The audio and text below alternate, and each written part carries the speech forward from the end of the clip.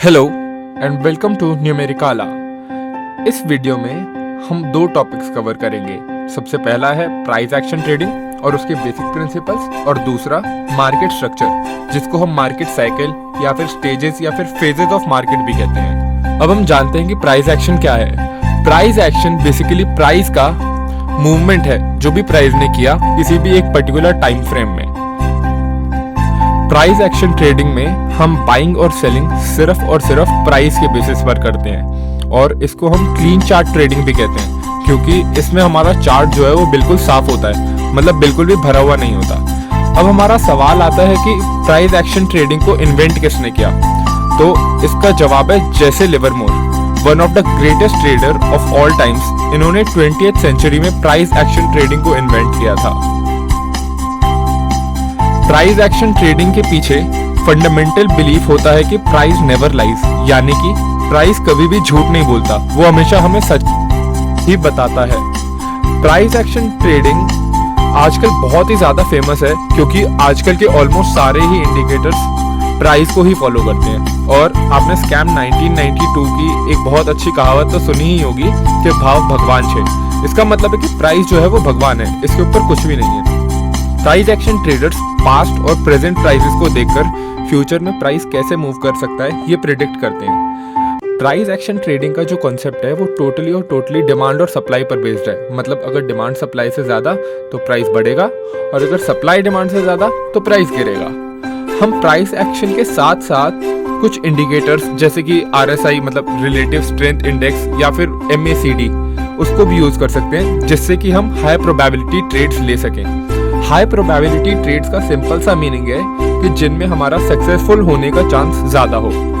अब हमारा सवाल आता है कि प्राइस एक्शन ट्रेडिंग के प्रिंसिपल्स क्या हैं? मतलब कि प्राइस एक्शन ट्रेडिंग किस किस चीज़ की वजह से काम करता है। तो इसमें हमारी 5 चीज़ें आती हैं। सबसे पहला ट्रेंड, दूसरा सपोर्ट एंड रेजिस्टेंस, तीसरा वॉल्यूम, चौथा कैंडलस्टिक पैटर्न, और पांचवा और आखिरी चार्ट पैटर्न।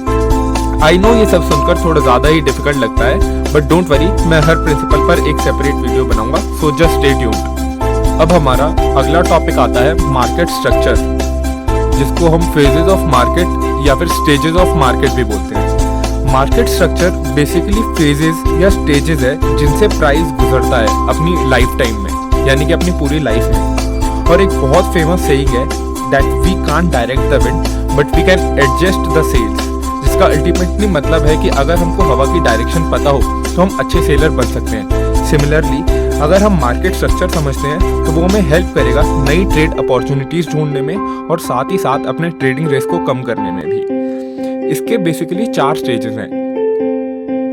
सबसे पहला एक्यूमुलेशन फेज या फिर कह लीजिए accumulation stage, second advancing stage, third distribution stage, और fourth declining stage. Accumulation phase basically market cycle का सबसे पहला फेज होता है, जिसमें सिक्योरिटी डीप कंसोलिडेशन में चली जाती है, यानी कि प्राइस एक रेंज में फंस जाता है। ये स्टेज तब आता है जब सिक्योरिटी अपनी पिछली साइकिल का डिक्लाइनिंग फेज कंप्लीट कर देती है। इसको हम बेसिंग पीरियड भी कहते हैं। और ये रहा आपका एक्यूमुलेशन फेज का example, Nasdaq composite daily chart. ये देखिए डाउन ट्रेंड या फिर कह लीजिए पिछली साइकिल का डिक्लाइनिंग फेज, ये एक्यूमुलेशन फेज, और इसके बाद अप ट्रेंड, यानी कि प्राइस को तोड़ के ऊपर चला गया। अगला आता है हमारा एडवांसिंग फेज। ये तब आता है जब सिक्योरिटी अपने रेंज को ऊपर की तरफ तोड़ देती है, और इसको तोड़ने के बाद सिक्योरिटी अप ट्रेंड में आ जाती है, जो कि हमको दिखाता है कि मोस्टली लोग इस पर बुलिश हैं।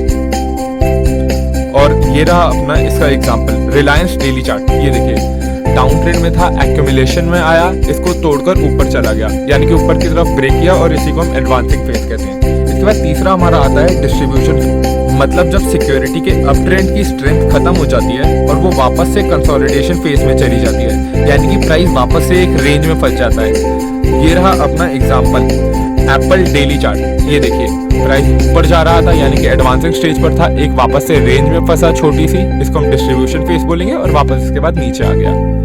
इसके बाद हमारा आखिरी फेज आता है जिसको हम डिक्लाइनिंग फेज कहते हैं। ये मार्केट साइकिल का लास्ट फेज है, और इसमें हम अपनी डिस्ट्रीब्यूशन फेज की रेंज को नीचे की तरफ तोड़ते हैं, जो कि सिग्निफाई करता है कि लोग इस सिक्योरिटी पर बेयरिश है। इसको हम रिवर्सल फेज भी कहते हैं, और इसका एग्जांपल है हमारा निफ्टी 50 का डेली चार्ट। ये देखिए ये ऊपर आ रहा था, डिस्ट्रीब्यूशन हुआ, इसके बाद प्राइस ने नीचे की तरफ तोड़ दिया और इसी को हम डिक्लाइनिंग फेज कहते हैं। अब मैं आपको कंप्लीट मार्केट साइकिल के एग्जांपल सिखाऊंगा थोड़े से, जैसे कि ये देखिए, ये है SDINR वीकली चार्ट। ये देखिए, ये प्राइस नीचे आ रहा था डाउन ट्रेंड में, या फिर कह लीजिए पिछली बारी की डिक्लाइनिंग फेज में, उसके बाद रेंज में फंसा, इसको वो हम बोलेंगे एक्यूमुलेशन, और इसके बाद वापस अप ट्रेंड में गया, फिर रेंज में फंसा, इसके बाद फिर नीचे आ गया। ये हो गया हमारा पहला एग्जाम्पल कंप्लीट। अब आते हैं दूसरे एग्जाम्पल पे। ये JK लक्ष्मी का वीकली चार्ट। ये देखिए, पहले प्राइस नीचे आ रहा था, इसको हम डिक्लाइनिंग फेज बोलेंगे जो कि पिछली साइकिल का है। फिर आपका हो गया ये एक्यूमुलेशन, इसको तोड़ा, ये हो गया एडवांसिंग, फिर डिस्ट्रीब्यूशन, और ये उसके बाद डिक्लाइनिंग, और प्राइस नीचे ही जा रहा है इसके बाद कंटिन्यूसली। और अब मैं आपको कोई एक एडिशनल पॉइंट बताता हूँ कि जब सिक्योरिटी अपनी एडवांसिंग फेज पर होगी तो 30 वीक सिंपल मूविंग एवरेज उसके लिए सपोर्ट का काम करेगा, और जब सिक्योरिटी अपने डिक्लाइनिंग फेज पे होगी तो 30 वीक सिंपल मूविंग एवरेज उसके लिए एज अ रेजिस्टेंस काम करेगा। जैसे कि मैंने फोटो देखा, ये देखिए, इसमें जो ब्लू लाइन है ये आपकी है 30 वीक सिंपल मूविंग एवरेज। ये सबसे पहला पिछली बारी का डिक्लाइनिंग, उसके बाद हुआ आपका एक्यूमुलेशन, ये गया ऊपर अप ट्रेंड में जिसको हम एडवांसिंग फेज कहते हैं, ये ऊपर गया, उसके बाद फिर वापस से ऊपर एक रेंज में फंस गया छोटी सी, इसको हम डिस्ट्रीब्यूशन फेज कहते हैं, और जब प्राइस जा रहा है तो उसके बाद वापस नीचे चला गया, इसको हम वापस से डिक्लाइनिंग फेज बोलेंगे।